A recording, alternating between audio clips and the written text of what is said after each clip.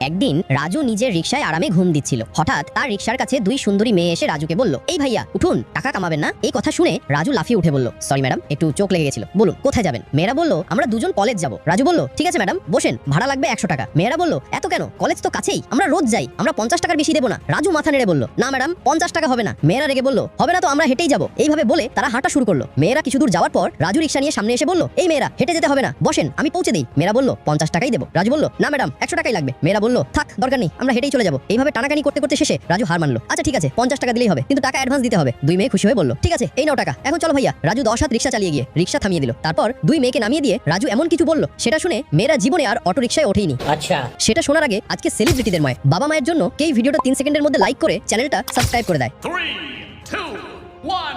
তারপর রাজু বলল, ম্যাডামেরা আপনাদের কলেজে পৌঁছে গেছি। এক মেয়ে আর এক মেয়েকে বলছে, আরে আমরা তো এখনই চললা, এত তাড়াতাড়ি পৌঁছে দিল, এই রিকশাওয়ালার কাছে তো আমরা নিজেরাই লুটে গেলাম।